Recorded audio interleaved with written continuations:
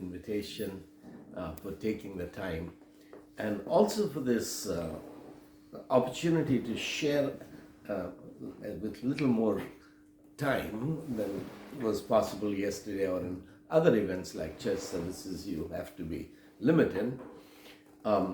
Let's begin with Manipur, then I will talk a little bit more about ourselves, and then talk about the future of the gospel in India.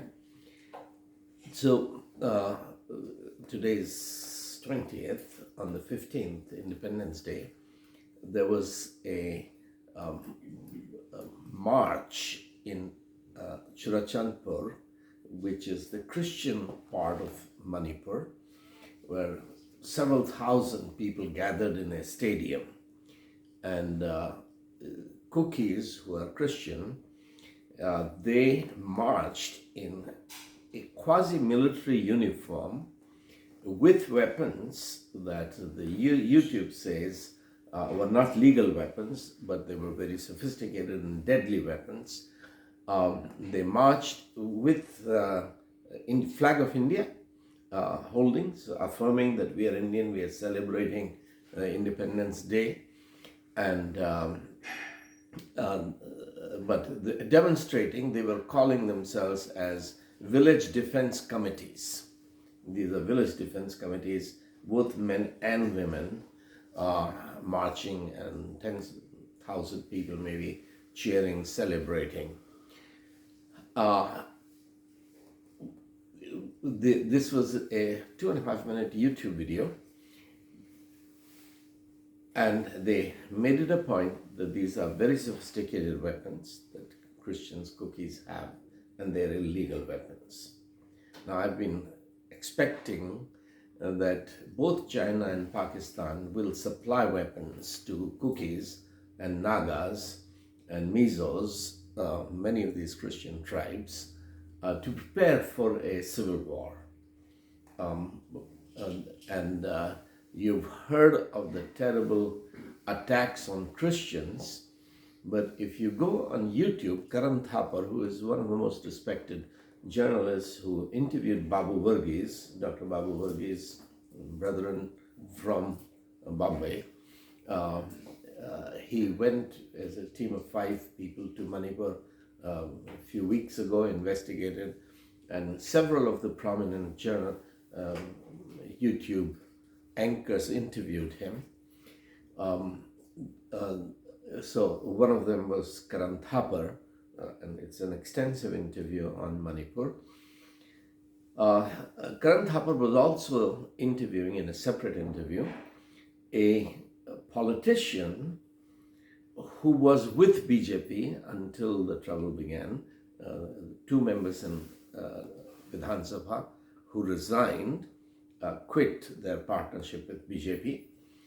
And he gave a very responsible, very carefully calculated report on one specific incident, that Imphal is where Meiteis, the Hindus, are majority, and many of the Meiteis have become Christians. They have their churches, and Meitei churches have also been burned down, which means that this is not just an ethnic conflict between Meiteis and Kukis, but it is a religious conflict. The Meiteis who have become Christians, they are being persecuted. Their churches have been burned down. So this particular politician, he was describing practically a war situation, which was, it's not yet a full-fledged civil war, but the Meiteis, Hindus, were trying to take over a town which is a Christian town, but you have to go through the valley. On one side are Meitei villages, Kuki villages, on the other side are Naga villages. So you have to take care of these villages before you capture that town. So in police armored vehicles, about 800 to 1,000 Hindus were sent to capture these villages. And they had sophisticated weapons. It was said that they looted these weapons from police stores, but most journalists are saying that the weapons were actually given to them by the police and by the government. So the Hindus were getting weapons from the police. So because Christians knew that this attack is coming, they had moved their women and children away, and they had posted their men in these villages. And so these Métis captured the first two villages. It was in the evening. And Nagas from the other side of the valley, they are looking at what's happening.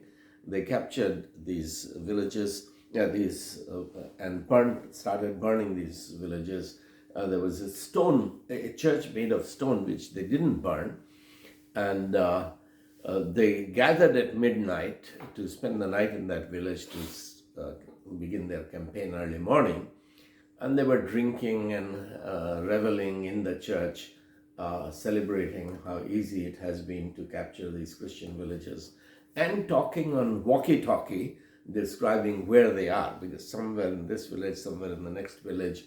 And the Kukis had intelligence people retired from military and police, and they were intercepting these messages. So they knew exactly where these Métis are. And after midnight, 1 o'clock a night or so, the Christian Kukis came down, and these people were drunk and they were unprepared. They were not expecting any trouble. And so it was one-sided attack by Christians on Hindus. And the estimate is that at least 150 Hindus were killed in that one attack. 120 weapons they left behind. The rest people, maybe 500 people were wounded, and they ran away. And next day, the chief minister was himself forced to attempt to come to collect the bodies because the Hindus were not willing to go up and collect the bodies lest they might be killed. So there is a special group which is like Bajrang Dal or RSS group, but it has a local name, and it is chief minister's the chief minister's own militia, private militia, which was sent. Excuse me for my insulin. So the drones were checking on what's going on. So the chief minister was told that there might be an ambush against him. So he didn't go. He requested the military to go to collect the dead bodies. And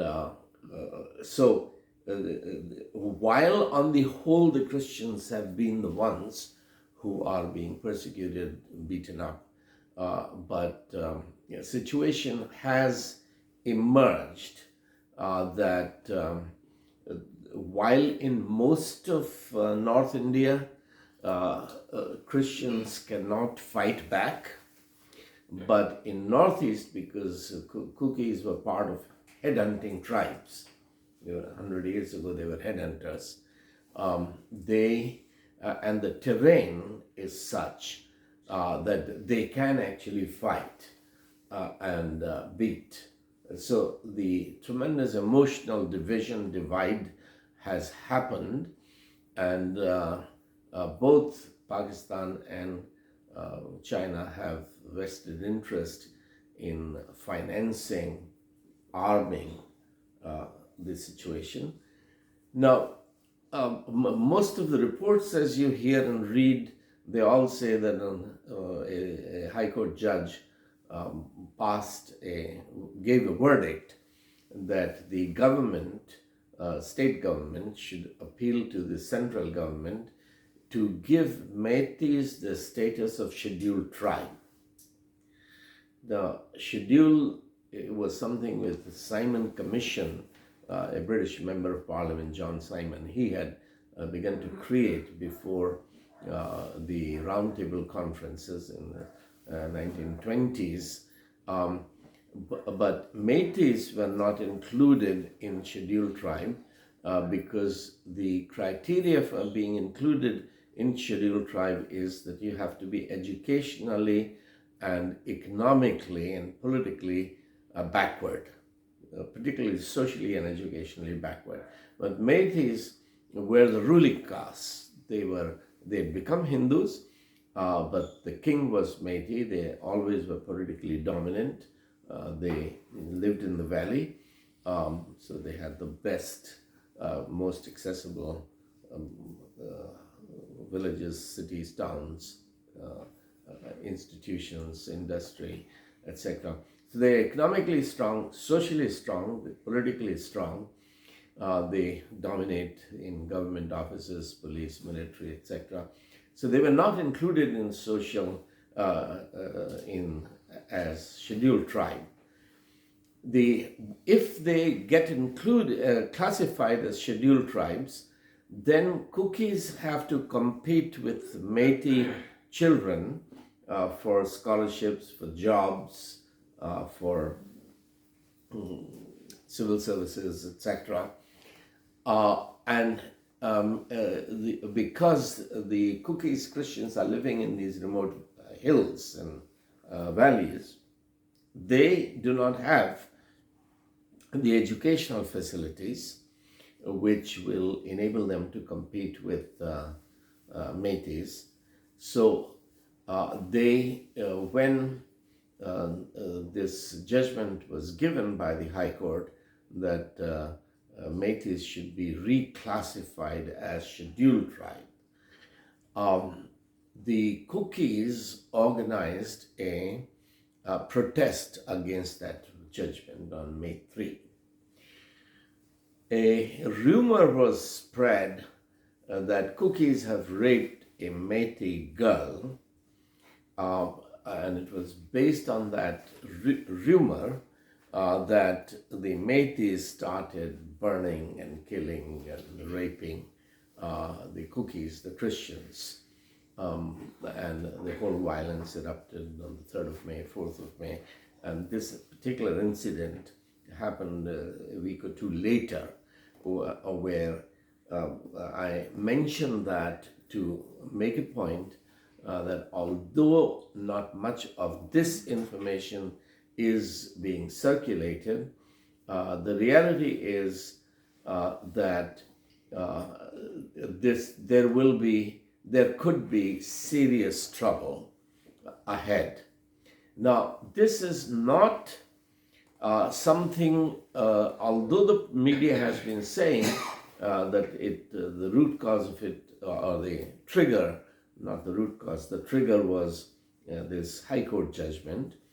The reality is that between the year 2000 and 2012, when parties such as Congress had been ruling Manipur,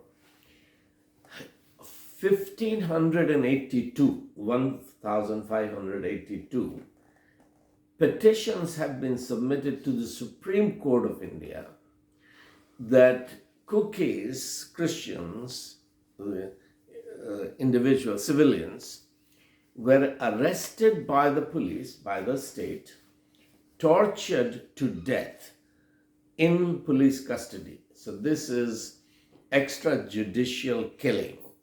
These people are arrested, young people are arrested, and they should be produced before a magistrate who keeps them in jail for whatever reason, if there is some reason for them to be kept during trial period.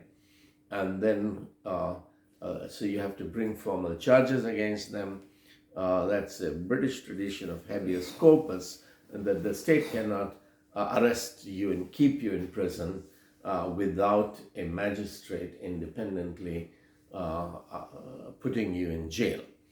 But the police arresting you, torturing you to death, because the police doesn't actually believe in human rights, that you have a fundamental or inalienable right to life.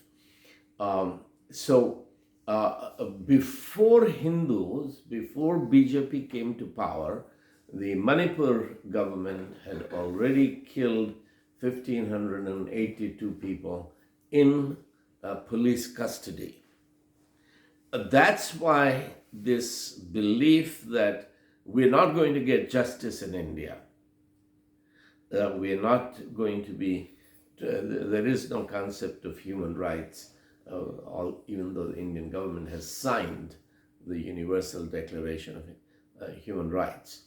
And this has alarmed the Mizos and the Nagas and all the other tribes, partly because this is not something new or spontaneous.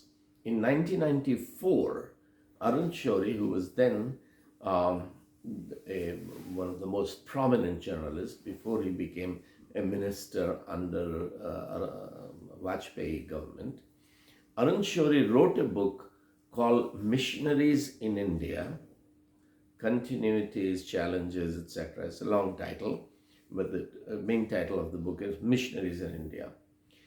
In that book, he condemns Christian missions, and he devotes 20-30 pages, a long, very long section, of condemning missionary activity in these tribal areas, the damage that missions have done to the tribals. And that's why you have a very large percentage of tribals who have become Christians. So this is what missionaries in partnership with colonial rulers, colonialism, did the mischief in tribal areas. Now, this is not a BJP problem. Arun Shourie didn't begin as BJP. This was a problem which Nehru started, Pandit Jawaharlal Nehru. The RSS Hindutva people at that time, in Nehru's era, they were saying that missionaries have done this tremendous mischief in Northeast. Now they are doing it in Jharkhand, which at that time Bihar, Madhya Pradesh, Gujarat, Odisha, part of Andhra Pradesh, West Bengal, the whole tribal belt. So Nehru appointed a commission called the Niyogi Commission, which submitted a report of all the activities that the missionaries were doing and how the Bhils and the Gonds, the tribals in the plains of India, were getting converted, becoming Christians. And that's why Pandit Nehru, Congress government, because he was a Kashmiri Brahmin, Congress was a Brahminical party, they banned all the visas and all the missionary activity in the tribal areas. So we knew several people who were working with the tribals in MP or Chhattisgarh. In one of our new books, we have a major paper on what the Lord, what the gospel has done to the tribals in I guess now right now it is Jharkhand, but Jharkhand and Bihar area. So the Brahminical sentiment has been against the Christian activity in tribals areas because these tribals had become Christians in large numbers. And the advantage that tribal scheduled tribes had over against scheduled caste, the advantage was that if a scheduled caste person becomes a Christian, he loses the benefits of the reservation because you're not a low caste anymore, you're a Christian, you've renounced caste. But a scheduled tribe was never deemed to be a Hindu. They were worshipping their own gods and goddesses. So the British anthropologists who were responsible for census, they did not consider the tribes as Hindus. So a scheduled tribe person can become a Christian and he would still qualify for all the benefits of the reservations. And this is what is creating the problem. So Arun Shourie in 1994 published this book in which he devotes, I would think, roughly 20, 30 pages of attacking missionary activity and colonialism as corrupting the tribals. In the year 2000, he published a second book called Harvesting Our Souls, which is a frontal attack on missions and missionary movement, Harvesting Our Souls. He was followed by Rajiv Malhotra, a Hindu apologist, who partnered with a Tamilian writer. Rajiv Malhotra lives in New Jersey, America, but two of them produced this book called Breaking India. And they propounded the thesis that the missionary enterprise has been dividing India, breaking India. So if you look at the newspapers and YouTube videos on Manipur, you will hear some of these stories that I've just recounted. But if you look at the coaching classes for civil servants, UPSC is the Union Public Service Commission, is the forum where students have to pass some exams to qualify to become police officers, civil servants, forest services or diplomatic services. It's called UPSC exam. There are lots of coaching classes all over the country, and some of them are putting on contemporary issues their lectures, and everybody is expecting questions in the next UPSC exam on Manipur. So many of these coaches and teachers are teaching the future civil servants, and they are not talking about May 3, May 4 and this court judgment. They are all describing that the root of the problem is Christian missionary activity 100 years ago, starting 1881. That's the root of the problem. So these Hindu intelligentsia have created this narrative which Christians have not been answering. We've been praying for peace, we've been protesting against the persecution, but we have not been dealing with a narrative that has been built up since the 1950s by the Niyogi Commission under Congress rule, Brahminical Congress rule, that the root of the problem is what Christianity has done in changing these missionaries, that their alliance is to Christ and not to India.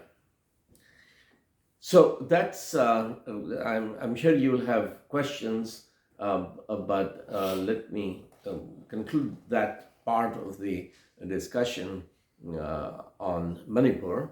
But Manipur is of course different than the daily persecution that is happening, which again the press is not covering. But every single day we get 2, 3, 4 emails about pastors, evangelists, pastors' wives, elders being beaten up, being arrested, even being killed in UP, Bihar, not so much in Bihar, but UP, MP, Rajasthan, Chhattisgarh, etc. Chhattisgarh has been very bad, and parts of Maharashtra. It was happening in Karnataka also, but after the election that's not happening anymore because BJP was soundly defeated in Karnataka. So this persecution at the grassroots, we have a whole evangelistic explosion that has been happening in North India. Now, one of my closest friends, whom some of you know, was George David. He was also from the Bombay Brethren Assembly, supported, based in Mao, outside of Mao, in a village, Kodaria. When I first heard him speak, the Mau has a EU retreat center, which I had helped develop when I was establishing EUs in that area. And we invited George David to come and give morning devotions, and he spoke. And I thought that his preaching on devotions were better than A.W. Tozer's knowledge of the holy. He was really superb. He'd done a great job. He was a great scholar. And so we became friends. We remained friends until he died a few years ago. Babu Varghese, another Bombay-based Brethren evangelist, he's been very good friends. And we financed his trip to Oxford, England, to write his book, Let There Be India. If any of you have seen that book, if not, you should see it. It's a massive 700-page study, which he submitted as a PhD thesis to Nagpur University. 5 Brahmin scholars. The argument of his book is that he's done study of more than 100 Indian languages, but in that book it's 73 or so Indian languages. Every single Indian language is a product of Bible translators. Bible translators created all of Indian languages. With that came printing, with that came literature, because once you have translated the Bible, you have turned an oral dialect into a literary language. And you've built a bridge. Then scientific book, historical book, novels, fiction, literature can also begin to be created in those languages, which is what the heart of the Reformation. The Protestant Reformation was a linguistic revolution where Martin Luther understood priesthood and kingship of all believers. If every believer has to be priest, every believer has to be educated, because you can't serve God if you don't know God. You can't be a king. You can't manage God's kingdom. You can't have His will being done on earth if you don't know what His will is. So every child should be educated. This was the second, what I call second education revolution that began in 1520 because of Martin Luther. His understanding of priesthood and kingship of all believers is the theological foundation for universal education, that every child has to be educated. And this was the revolution that William Carey and the missionary movement brings to India, that here are vast majority of Indians who have been deprived of knowledge, of education, of development. They've been made slaves, but the Lamb of God shed His blood to purchase slaves of Satan to make them sons of God. As sons of God, they are priests and kings. And they can't be priests and kings if they are not educated, if they don't know God. So this was heart of the Protestant Reformation, which transformed whole nations, because whole nations began to be educated so that they might know God and become godly. So some of these very good brothers from Brethren assemblies, they have been very good friends, and for a while I worked closely with GLS, Gospel Literature Society, because initially the Baptists and the Anglicans and Presbyterians and YMCA Methodists, they launched publishing houses in India.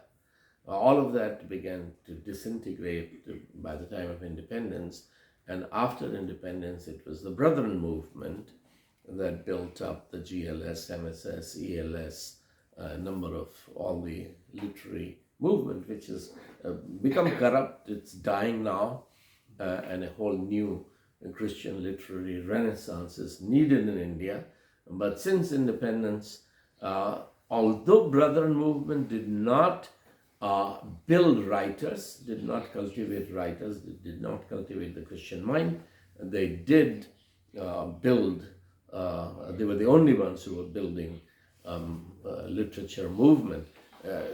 Operation Mobilization came along as a literature evangelism group, and it was not Brethren, though they worked very closely with Bhakt Singh in the early phase. George Verwer was a very good friend of Brother Bhakt Singh, and so there was a partnership. But on the whole, looking at 50 years of history, OM actually hurt the Brethren publishing programs.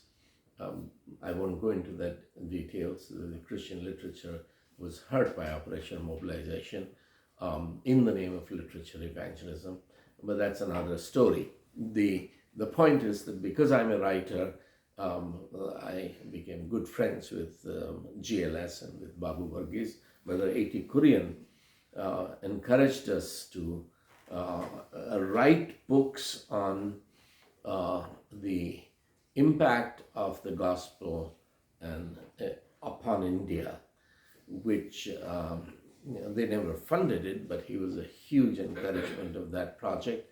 Now we are ready to publish 3 books on how the Bible created modern India.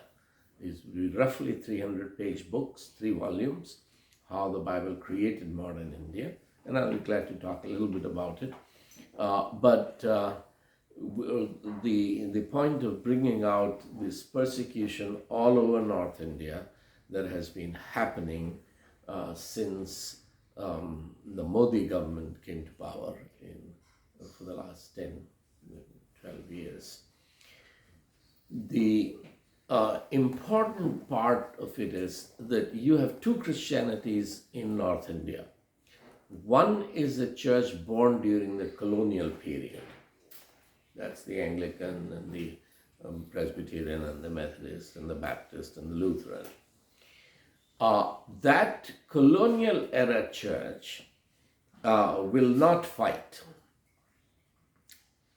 They are not being persecuted because they are not really effectively evangelizing either, except in Hyderabad and those places.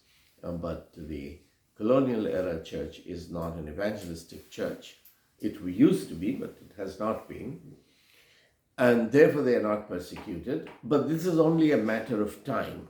Their problem is twofold. One, the primary problem is that they are sitting on prime properties. The British gave best lands and paid for buildings, so they're sitting on prime property, which Hindu businesses, men and politicians are coveting. So the only way to get those properties is to force the bishops to sell them. And because most of the bishops in mainline churches, particularly in the north, but also in Karnataka and Tamil Nadu, etc., are quite corrupt, very corrupt. The intelligence has extensive reports on them, and they can be kept in jail. So like in Allahabad, we have the Anglican or CNI bishop. 3 or 4 bishops in a row have gone to jail on corruption charges. That's been true in many parts of even Bombay. So when the appropriate time comes, when the Hindus are ready for a full-fledged attack on Christianity, these corruption files that exist already in different dioceses, and they will want to destroy the Indian church, and so these mainline churches can expect full-fledged persecution in due course. But right now, the people who are being persecuted are the believers, converts from the last 25 years. In North India, the conversion movement took off only in 1992. the French Missionary Prayer Band, IEM, IMA, GEMS, they were all there since the 60s, 70s. But once the Bahujan Samaj Party, Kanshiram, etc., succeeded in persuading the lower caste, the scheduled caste, that you are poor, you are backward, not because of capitalism, but because of Hinduism, Brahmanism. And when their political movement shook up the foundations of Congress Party, which was Brahman and Banya, that was the core.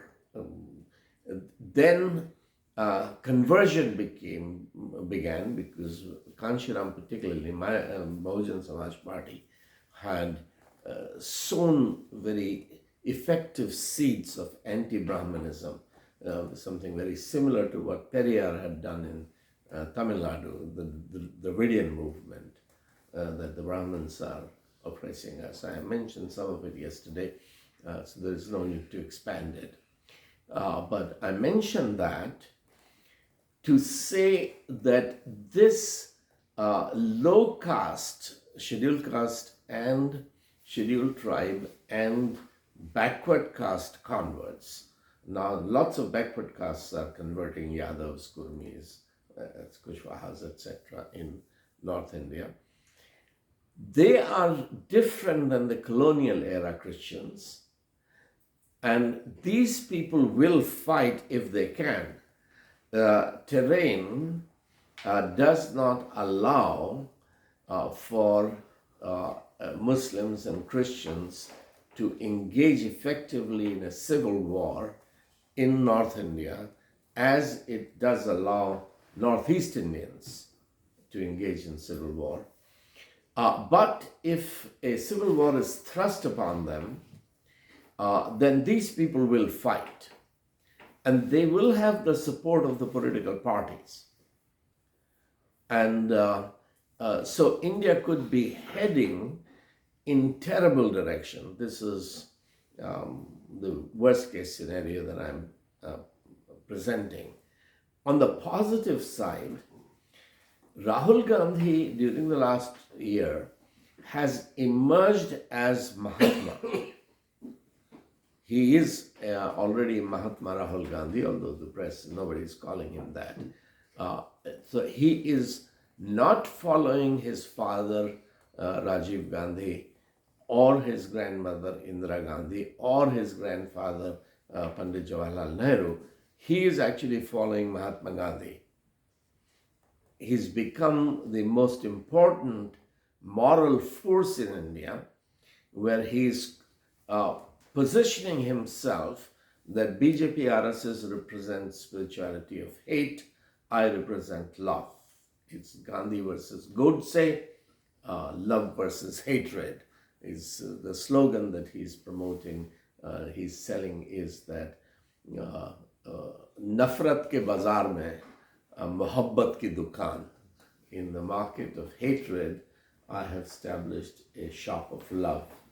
And that is working. It is working. And if there is a free and fair election today or in the next few months, Modi's term ends only in April 2024. But I'm expecting Modi to resign within the next few weeks and the general election to be held for reasons that we can discuss if you have questions.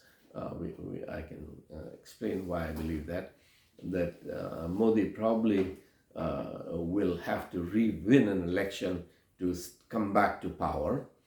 And they can win an election by creating violence and polarizing Hindu-Muslim, Hindu versus minority votes all over the country. That's the only one way. Invasion of Pakistan is another way in which he can create a polarized, win this votes. But under normal circumstances, the way to create a civil war kind of a situation, this is Satpal Malik, who was governor of Goa and Jammu and Kashmir. He's saying it every day in public, that expect the BJP to throw a bomb on Ram Mandir. They built this new Ram Mandir in Ayodhya. BJP would throw a bomb on it to instigate a civil war. Or, this is me putting words in his mouth, but he is saying it, that you can expect Modi and Amit Shah to get Yogi, the chief minister of UP, assassinated. So he's saying he expects a prominent BJP or Sangh leader assassinated, blame Muslims for that assassination, and that will help create a civil war. And this will polarize Hindu on one side, minorities on the other side, and this could help BJP to win. So Satpal Malik is saying that every day, and many other people, responsible people like Prashant Bhushan, the Supreme Court advocate, is repeating that yes, these are the kind of tricks that Modi and Amit Shah will have to play in order to win an election. Otherwise, they can't win an election, etc. But we don't need to go into further details on this. But let me switch the direction for the next few minutes about the future of Christianity in India. My belief is that whatever happens in the immediate future, this year, next 5 years, in the long run, there is going to be a spiritual explosion in India, where Hinduism will be reduced to minority religion. Because you have 22% of India, these are estimates because caste-wise census has not been done since 1931. Now Nitish Kumar is demanding caste-wise census. But as of today, the estimate is that 22% of India is scheduled caste and scheduled tribes. These schedules were prepared by John Simon. 52% of India is deemed to be OBC, other backward castes. They ought to have been in the schedule, but they were, through the cunningness of Mahatma Gandhi, these people were kept out of the schedule. So these are backward castes who were not included in the reservation system. Indira Gandhi appointed, or was it Nehru appointed, Nehru appointed Kaka Kalelkar Commission, and then Indira Gandhi appointed B.P. Mandal Commission, and V.P. Singh began to implement the Mandal Commission report. So these Kaka Kalelkar and B.P. Mandal Commission, they categorized the other backward caste, OBC. So together, OBC and SC/ST, three of the low castes, they are at least 74% of India, possibly 80%. These are not Hindus, they are victims of Hinduism, and they know that they are victims of Hinduism. They have no reason to remain Hindus. In addition, because the BJP has made Hinduism its platform to win votes and win power, opposition has to undermine Hinduism to weaken BJP long term. So,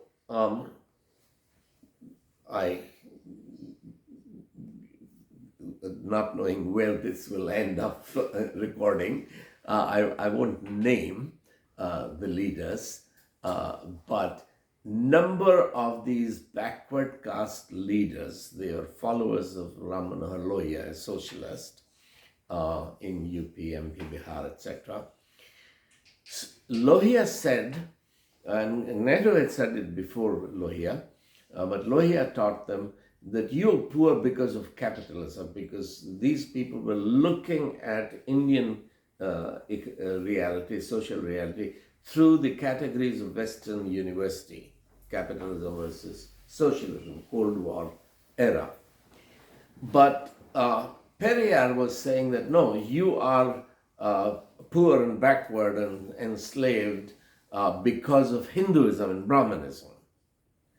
That is what Phule had said in 1860s and 1870s and 1880s, that the problem is Hinduism, not capitalism. Now that was the message that Kanshiram really began to spread, that India's problem, the problem of the backward castes, which include SC, ST, OBC, their problem is Hinduism. This is Brahmanism, a hierarchical social system. We can discuss more details on it, but I want to move towards the climax, so I won't go into the details. But if you want to understand, this is a message that has been sown in North India in vernacular languages, particularly since 1981. Jagjeevan Ram and the Bharatiya Dalit Sahitya Academy played critical role in this, which I explained a little bit yesterday. But essentially, the lower castes have come to believe that you cannot interpret the poverty of India, poverty of the lower castes, by using Western categories of capitalism, socialism, communism. You have to understand our problem as a problem created by Brahmanism and Hinduism. Therefore, a revolt against Hinduism is inevitable. A civil war could prolong Hindutva government for a few years, but not for too long. These are seeds that are bound to bear a harvest that, and this is what Ambedkar had been saying, his literature is gaining ground. So after Phule, it was Ambedkar and then Periyar, etc. That India's problem is Hinduism, and for these people, they have to throw out the yoke of Hinduism if they want freedom. So to throw Hinduism out of the window, you have only three options. Buddhism is one option, which is what Ambedkar proposed, Neo-Buddhism. No religion, atheism, rationalism is another option, which is what Kanshiram, Periyar, Mayavati have proposed, no religion. Or Christ and Christianity is the third option before these people. If we quit Hinduism, where do we go? This, if we feed these people with the gospel as the good news, where the Lamb of God shed his blood to purchase slaves of Satan, to make them sons of God, replacing spirituality of hatred with a spirituality of love and service. If the first thing is that all our training in evangelism, pastoral leadership, theological leadership, all our theology has come from the West during the last 100 years, initially from England, 100 years from America, and it is not very helpful. Let me illustrate that with a very simple issue. About 30, 40 years ago, I was asked to teach a seminar in Haggai Institute in Delhi. There were 40, 50 Christian leaders, all of them old people. Very few young people were there. So some of them have been in ministry for 40 years. I asked them that the subject given to me was evangelizing Hindus. So I asked them that when you think of Hinduism, what comes to mind first? So somebody said Ram, or somebody said Krishna, or someone said Vedas, or this, that, and the other. And I kept writing everything on the board. So there were 40, 50 things written on the board. So if you have to choose one word to define Hinduism, what is Hinduism all about? what would you choose? So the group with consensus decided that idolatry is the unifying theme. The idolatry defines Hinduism. So I said, okay, how many of you here have read a book on idolatry? No one. How many of you have read a booklet on idolatry? No one. How many of you have read a tract on idol worship?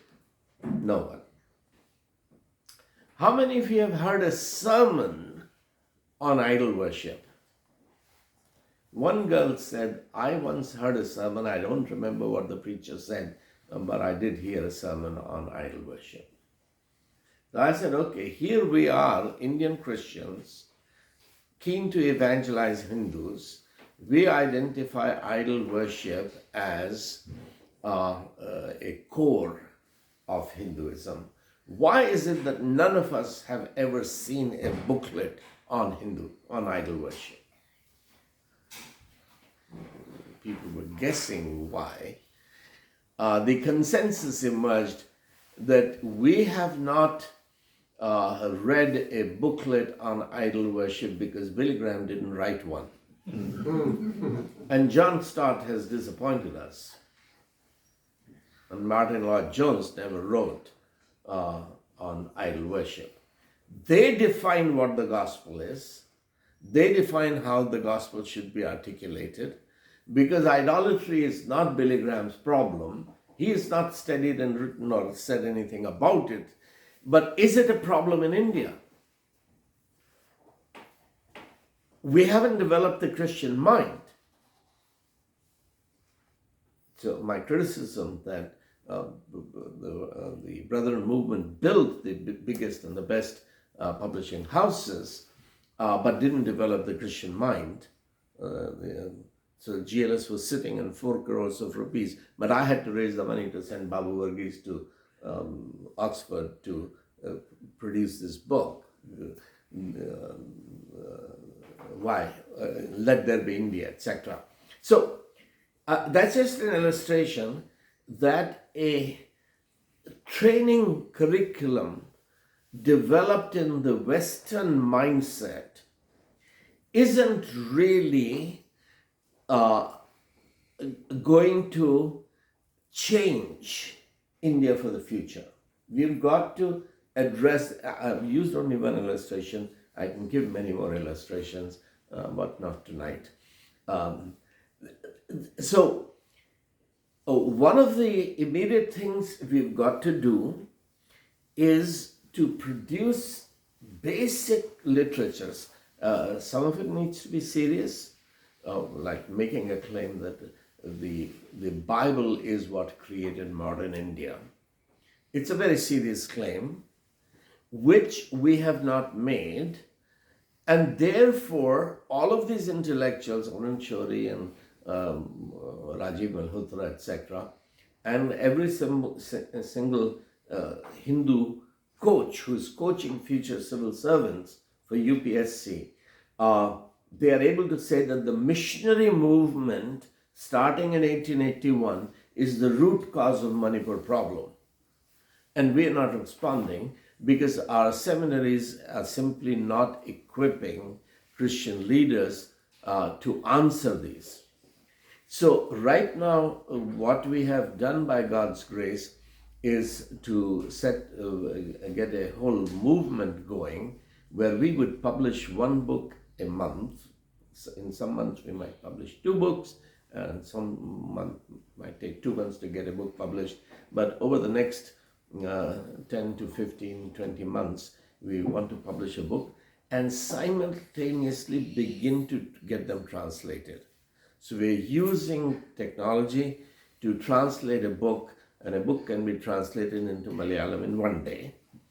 It'll have lots of errors, so we need people to correct those errors, and then we need a gifted language person to improve the style, and then designing, proofreading, editing, etc. But simultaneously in 10-15 languages. So if we get 15 books into 10 languages, that's 150 books.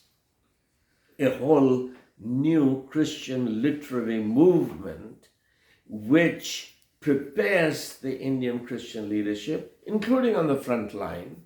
Why are we backward? Uh, should we be worshipping idols? Uh, how was everything good in modern India? How did this come about? How has Jesus been blessing the nation, transforming the nation? So you can play a very important role if we can get 100 people in Australia who would buy 5 copies, 10 copies of a book. That would pay for the production, for the translation teams, for etc. We'll create the publishing capital. So if we have just 100 people who are buying, for William Carey book, we are saying 100 people buying 10 copies of the book, which you give away, including to your Hindu friends, you give away and start discussion.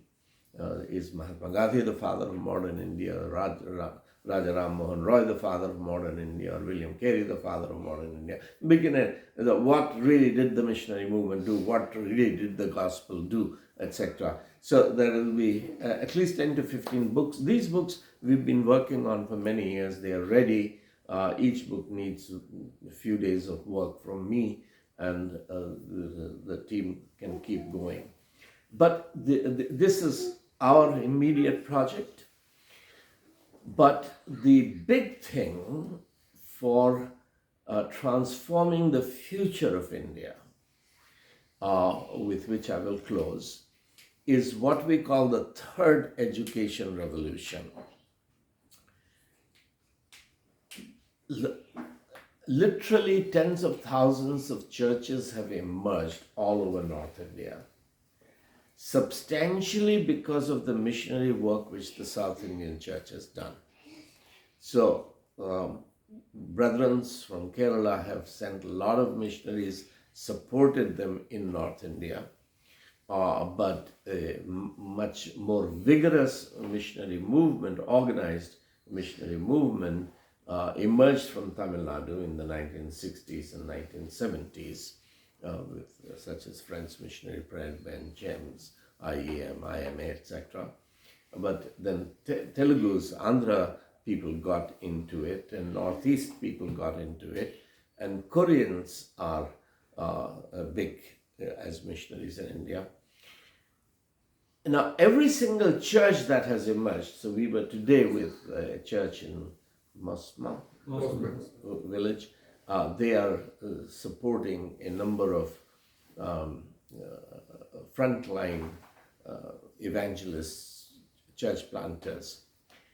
Every single church, because these are poor people who are coming into the church, they cannot send their children into Christian convents.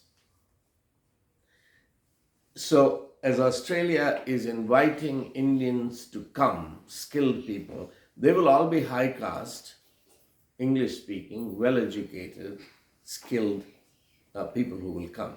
Very few low caste people, particularly from the South India, but from the North India, the lower caste people will hardly qualify to get those visas. But we can change that. So every single church becoming a center of education Monday to Friday.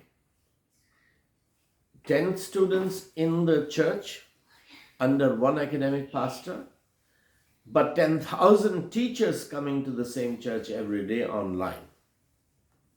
So technology, using the best of technology, that 2 students who are studying law, 2 students, 3 students who are preparing for civil service exams, the coaching material is all coming online, but they're being supervised by an academic pastor. So tomorrow I'll talk about this in Moore College, that we need to give diplomas and degree, BA and MA, in applied theology and education. applied theology in agriculture, applied theology in healthcare, to train grassroots level theologically informed elders and deacons who are able to run the church while the evangelist is preaching the gospel the Monday to Friday, the children of the new converts, they are getting the world's best education. So we create, and I'll be glad to answer more questions on that, we create curriculum kindergarten to 12th grade, make it available for free in Hindi and Gujarati and Bengali and Marathi and Tamil and Telugu and Malayalam. So this is the Malayali idea of what they call Pallikudam, the Pallikudam idea, except that now technology makes it possible for a Pallikudam to be a university. If the curriculum is coming, so earlier it used to be just school, which in the Anglican tradition it was parish school, where in one room, one pastor is teaching all the high school classes, overseeing. But now every child can have a little tablet in which he or she is studying his subject, maybe with two people, but one academic pastor is overseeing 30 students or 20 students organized in small groups of 2 and 3 studying. But this we can now do with giving the best college education. So somebody who is studying law, studying theory in the church, but enrolled in a proper university in a law degree, but doing internship under a lawyer, under a scientist. So this is a third education revolution with what God has done since 1992 in North India. There are whole sections of North India where every church has some believer. If every church, which is a mud hut in a thatched roof, but the quality of education there can be better than anything that Oxford or Harvard are offering. But how does this relate to agriculture and value-added products of agriculture? How does it relate to healthcare? Let me answer that during the discussion if you are interested of how will this really transform these people who have been victims of a diabolical belief system for thousands of years. Can we actually not just give them education, give them best health care? Can we give them opportunities for productive employment? Putting it concretely, an illiterate woman who is a widow has to work whole day collecting garbage on the streets or sweeping streets. Is there a realistic chance that her son can actually become a scientist in NASA?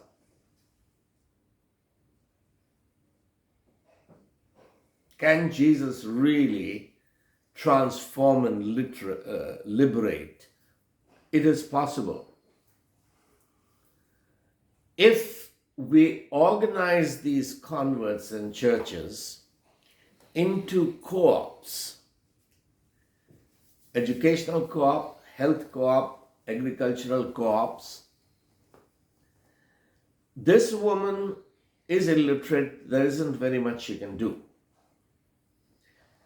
Can she roast peanuts, boil peanuts, chanas, dal?